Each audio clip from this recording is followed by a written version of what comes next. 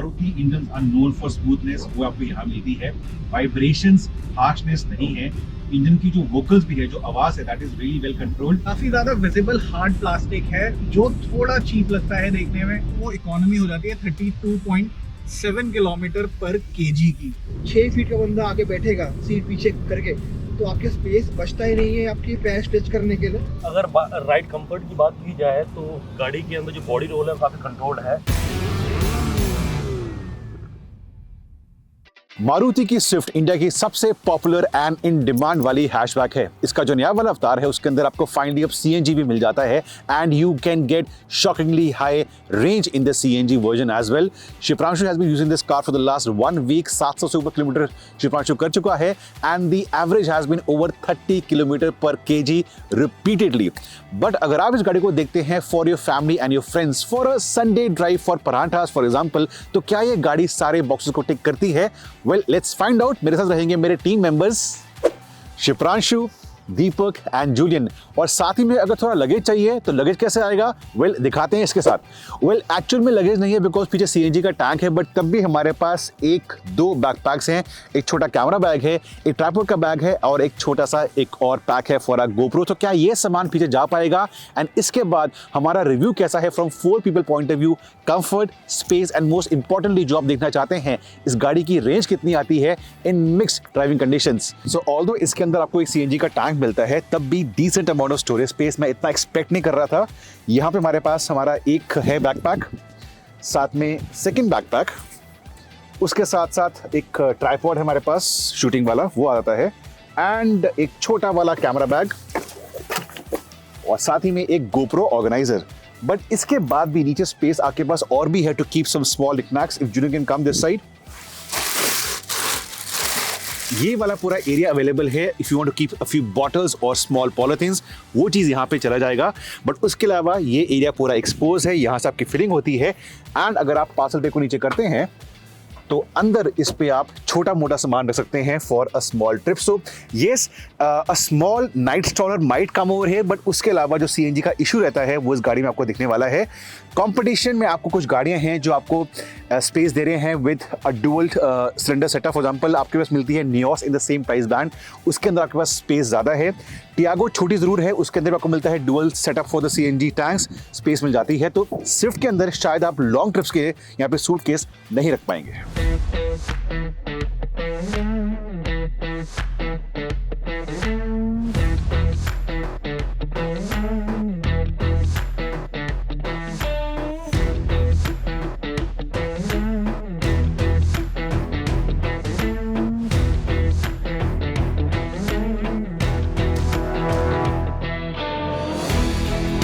तो निकलने से पहले ट्रिप मीटर को करते हैं रीसेट।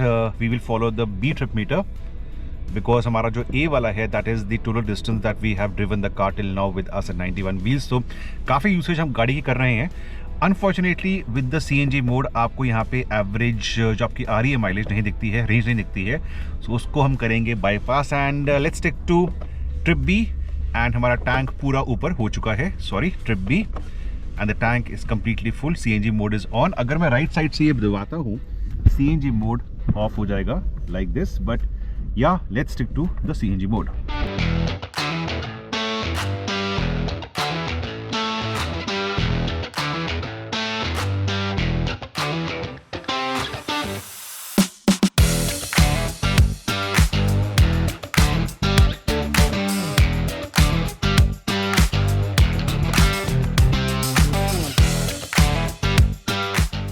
And शहर छोड़ के we are on the highway towards Haryana, Punjab. It's a very busy highway today. A lot of cars around. It's flowing highway traffic. तो highway manners कैसे हैं from a driver point of view? First of all, Maruti engines are known for smoothness. वो आपको यहाँ मिलती है। Vibrations, harshness नहीं है। इंजन की जो वोकल्स भी है, जो आवाज है, that is really well controlled. It's only जब आप कोई गाड़ी को ओवरटेक करना चाहते हैं you will down shift and तब जाके इंजन की आवाज आपको अंदर आती है। बट यस, वाइब्रेशन, हार्शनेस नहीं है। It's a very very smooth engine. However अगर बात करूं ओवरटेकिंग की, you really have to pre plan. अगर 4 लोग हैं, आपका इजी रनिंग है, आपको डेफिनेटली प्री प्लान करना पड़ता है। It takes a bit of a time to get the punch coming in. आराम से स्पीड बढ़ती है and then you do your overtaking. तो this is a small shortcoming इस इंजन को लेके. सीएनजी में पावर कम आती है एंड फुल लोड के साथ आपको डेफिनेटली ये थोड़ा सा तंग करने वाली है.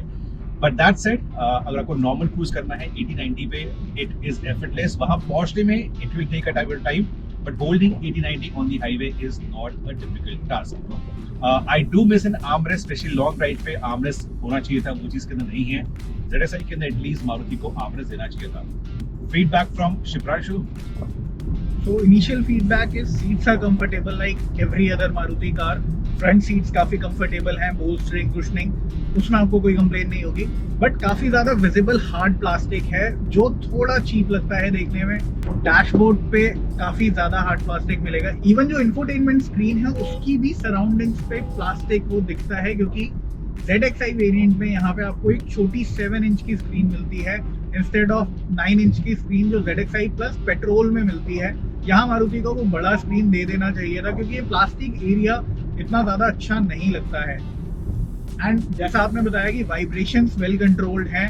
इंजन नॉइस कैबिन के अंदर नहीं है, बट रोड नॉइस कैबिन के अंदर काफी ज्यादा आ रहा है. जो टायर्स की रोलिंग आवाज है वो कैबिन के अंदर काफी ज्यादा आ रही है. तो वो एक थोड़ा सा और बेटर हो सकता था. पैकिंग और बेटर हो सकती थी. NVH उस मामले में थोड़ा और इम्प्रूव हो सकता था. बट कंफर्ट के मामले में यहाँ कंप्लेंट्स नहीं है.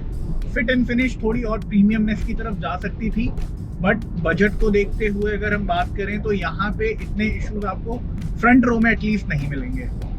बाय द वे, हमने कुछ टाइम पहले एक ट्रक को ओवरटेक किया था and as you said, outside world की जो आवाज है वो काफी हद तक अंदर आती है.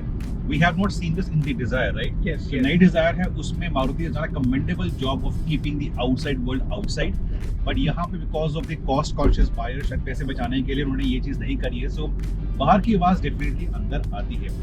इसके अलावा we have 2 more people in the car. उनका फीडबैक क्या है? Now we are more than 1 hour into the drive शहर एंड हाईवे का. पूछते हैं from Deepak and Julian. So पीछे आते ही थिंग्स चेंजेस अ बिट. जैसे शिप्रांशु ने कहा कि सीट बहुत कंफर्टेबल है, पीछे थोड़ी बहुत अनकंफर्टेबल है बिकॉज अंडर साइड सपोर्ट बिल्कुल नहीं है. लाइक एक्चुअली मैं उठ के बैठना पड़ रहा है यहाँ पे, which is not a commendable position. अगर 6 फीट का बंदा आके बैठेगा सीट पीछे करके तो आपके स्पेस बचता ही नहीं है आपकी पैर स्ट्रेच करने के लिए, बिल्कुल भी नहीं. एंड तो उस चक्कर में थोड़ा सा स्पेस का इशू रहता है. बट यहाँ हमको मिलता है हेडरेस्ट जो कि एडजस्टेबल भी है, विच is a very good thing. हाँ, सेंटर में नहीं है बट 2 लोगों के लिए एक्चुअली में. हाँ, कंफर्ट में जैसे जूलियन ने कहा थोड़ा सा है प्रॉब्लम, बट हाँ नीरूम की अगर मैं स्पेस की बात करूँ तो थोड़ा सा है. आई मीन मेरी हाइट 5'10" है और बनी की हाइट 6 है.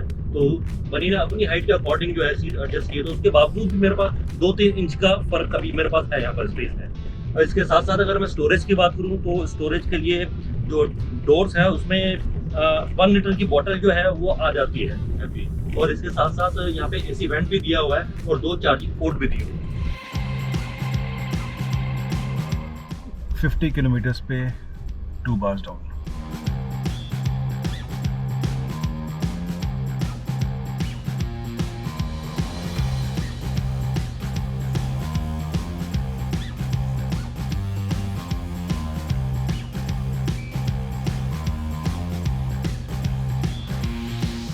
So updates from the drive at various distances as per the odometer. आपको हमने शो करा है the amount of CNG left.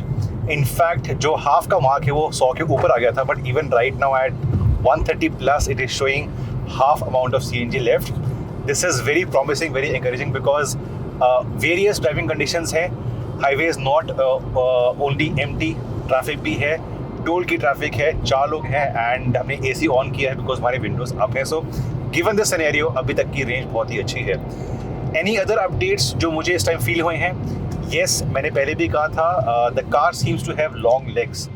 85, 90, 100 तक आपको लगता नहीं है कि गाड़ी का इंजन में कोई स्ट्रेन आ रहा है. It can sustain 90, 100 for a long duration. That is nice. Maruti की seats are not for the comfort factor. वो मेरे पास यहाँ पे है, that is nice. And the visibility is nice as well. आप थोड़ा ऊंचा बैठते हैं, विंडोज आर लार्ज, सो उस पॉइंट ऑफ व्यू से मैं खुश हूँ. So yes, apart from the lack of punch जो CNG गाड़ी में होता है, मेरे पास फॉल्ट वाइज इस गाड़ी में अभी तक कुछ भी इशू नहीं आया है. Highway driving point of view से क्रूज कंट्रोल ज़रूर मिसिंग है, वो होना चाहिए था। Arm rest for long distance comfort होना चाहिए था। एंड इस प्राइस पॉइंट पे आपके पास बहुत सारी ऑप्शंस मार्केट में खुल जाती हैं। सो स्विफ्ट ज़रूर देखना, मेनली फ्रॉम दी मारुति का भरोसा and range point of view, but competition भी बहुत सारा है। सो कंफर्ट के मामले में यहाँ पे दिक्कत कोई नहीं है। इवन राइड क्वालिटी काफ़ी सॉर्टेड है, एब्जॉर्प्शन काफ़ी अच्छा है, हाईवे के जॉइंट्स हैं या पॉट होल्स हैं उन पे आप स्पीड पे जा रहे हैं, वहाँ पे भी इश्यूज़ नहीं होंगे। राइड क्वालिटी फ्रंट सीट पे काफ़ी अच्छी है। एक जो इशू है वो यही है कि जब आप हाईवेज़ पे हाई स्पीड पे चलते हैं तो कैबिन में रोड नॉइज़ काफ़ी ज़्यादा आ रहा है, तो वो एक बमर ज़रूर हो सकता है कुछ बायर्स के लिए। उसके अलावा मेरे पास यहाँ पे स्टोरेज स्पेस भी काफ़ी हैं। डोर में 1 लीटर की बॉटल आराम से आ रही है, कप होल्डर्स यहाँ आगे दिए हुए हैं, वायरलेस चार्जिंग दी हुई है, बट वही आर्मरेस्ट यहाँ पे मिसिंग है, जो लॉन्ग डिस्टेंस रन में आपके कंफर्ट फैक्टर को थोड़ा सा इफेक्ट करता है। आप आफ्टर मार्केट आर्मरेस्ट लगवा सकते हैं, बट अगर एक ब्रांड फिटेड आर्मरेस्ट मिल जाता in the top spec variant तो वो एक बेटर ऑप्शन हो जाता स्विफ्ट के लिए। Yes, so the same point he said about ride quality. कुछ दिन पहले हमारे पास सेरोस थी, we did a 4 people review, और सेरोस के अंदर I as a driver could feel कि सस्पेंशन थोड़ा सॉफ्टनेस की वजह से अनड्यूलेशंस पे थोड़ा आपको कॉन्फिडेंस नहीं दे पा रही थी, but this is sorted in terms of that. We have just seen I think a big explosion और a fire has happened. We are near canal right now, पूरा का पूरा स्काई ब्लैक है। I hope everything is nice और okay, people are not injured. अगर ride comfort की बात की जाए तो गाड़ी के अंदर जो बॉडी रोल है काफ़ी कंट्रोल्ड है। हॉरिजॉन्टल और वर्टिकल जो मूवमेंट है वो गाड़ी के अंदर काफ़ी कम है, तो पीछे हुए बैठे हुए पैसेंजर को काफ़ी कंफर्टेबल राइड मिलती है। और उसके अलावा यहाँ पे काफ़ी चीज़ें दे रखी हैं, जैसे कि पीछे एक पार्सल ट्रे है जहाँ मैंने अपना कैमरा गिम्बल, अपना कैमरा इजीली प्लेस किया हुआ था, एंड वो हिल भी नहीं रहा because it's deep enough to hold my camera gears. And उसके अलावा यहाँ पे एसी वेंट दिया गया है, दोनों साइड के अलग अलग है, तो दोनों पैसेंजर को कोई दिक्कत आएगी नहीं आज तक अगर बात की जाए वेंटिलेशन की या फिर एसी की। एंड साथ में पावर पॉइंट 2 है यहाँ पे, जहाँ से हम charging my camera as well and phone as well, कोई 2 दिए हुए हैं which is a very good part. एक टाइप सी है और एक नॉर्मल ए टाइप है, तो ये भी एक अच्छा फैक्टर है। उसके अलावा यहाँ पे सामान रखने की स्पेस काफ़ी है, like even there is a back pocket जो कि खाली को ड्राइवर के सीट में ही है, ड्राइवर सीट पे नहीं है, and that's about it.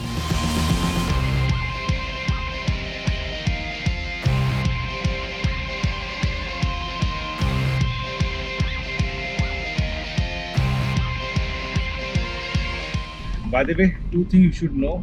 CNG mode के अंदर यहाँ पे आपको डिस्प्लेड इकोनॉमी या एवरेज इकोनॉमी या रेंज नहीं दिखती है, that is a concern. Petrol पे जाएंगे तो you can see everything.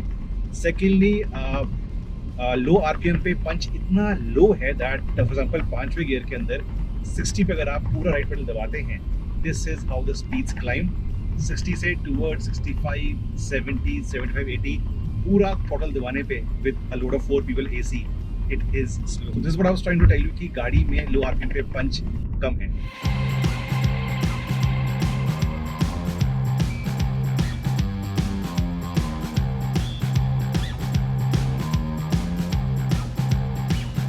$215 kilometre और अभी 2 बार बचे हैं।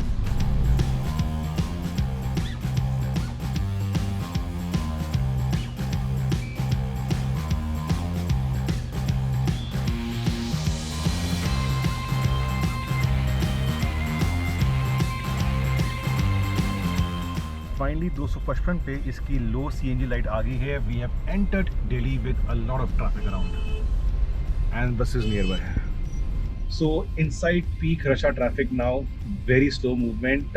260 से ऊपर चला चुके हैं, सीएनजी अभी भी ऑन है। The moment it goes to petrol वापस आपको बताऊंगा डिस्प्ले पे कितना रेंज आया है विद द सीएनजी ऑप्शन। अगर आप दिल्ली शहर के अंदर है तो यहाँ पे सीएनजी का रेट कम है as compare to neighbouring state, so even that is the best point for you. Shipranshu has been using the car a lot in the last 1 week and he'll tell me कि कितनी range या कितना economy he has been getting। आप जो सुनेंगे you will be surprised। तो जो first tank था वो जब मैंने रिफिल करवाया था उसने इकोनॉमी दी थी। सिटी ट्रैफिक में मैंने उसे चलाया था 236 किलोमीटर्स सिटी ट्रैफिक में, जिसमें मेरा पीक आवर ऑफिस ट्रैवल भी होता है। उसके बाद जब फिर से टैंक फिल करवाया तो उसने सीएनजी ली 7.2 kgs। तो अगर हम इसे डिवाइड करके देखते हैं तो वो इकोनॉमी हो जाती है 32.3 7 किलोमीटर पर केजी की। और सिमिलरली जब दूसरा टैंक फिल करवाया था तब भी गाड़ी सिटी ट्रैफिक में सेम डिस्टेंस पे ही चली थी 235 kilometre and somewhere around CNG ली थी तब 7.4 केजीज। तो उस टाइम पे भी मेरे को सिमिलर 32.9 किलोमीटर पर केजी का माइलेज दिया था सिटी ट्रैफिक कंडीशन में। तो अगर आपकी ड्राइविंग में 30 की भी एवरेज आती है, 30 किलोमीटर्स पर केजी, तो आप जिस भी शहर में हैं वहाँ का रेट देखिए एंड कैलकुलेट कीजिए। The savings on CNG are simply unbeatable, but issues कई बार लाइन लंबी होती है। सेकेंडली अगर आपके साथ में फैमिली है तो everyone has to get out. बारिश, विंटर्स, समर्स, तूफान, निकलना पड़ता है as per the safety clause which are wrong, because आजकल हर गाड़ी के अंदर बहुत ही ज़्यादा सेफ्टी और टेस्टिंग करने के बाद CNG किट लग के आती है। कोई भी blast we haven't heard in the last few years. I think government should remove this thing of getting off the car. वो सबसे बड़ा हिंड्रेंस है for me to suggest any CNG car to you guys. Anyways drive end करते हैं, चलाते रहते हैं, देखते हैं कहाँ जब जाके एंड होता है, कितना डिस्टेंस से गाड़ी जाती है एक फुल टैंक ऑफ CNG में।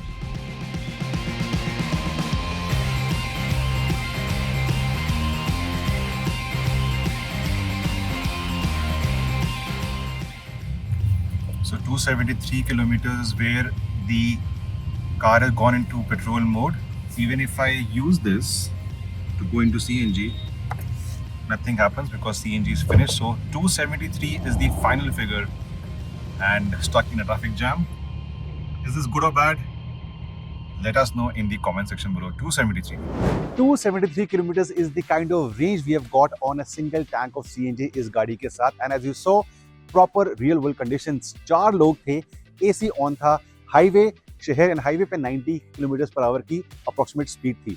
इसका मतलब क्या है?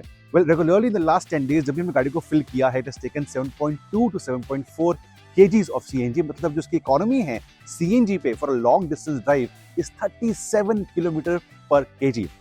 दिल्ली में CNG का रेट है 75 रुपीज पर केजी, मतलब इसकी रनिंग कॉस्ट लंबे डिस्टेंस पे is 2 rupees per kilometre. That is the beauty of CNG। कोई और सवाल हो इस गाड़ी को लेके पूछे मुझे in the comment section below. And of course multiple people वाले रिव्यूज हमारे चैनल पे काफी सारे हैं, उनमें से कुछ के link are currently in the description section below.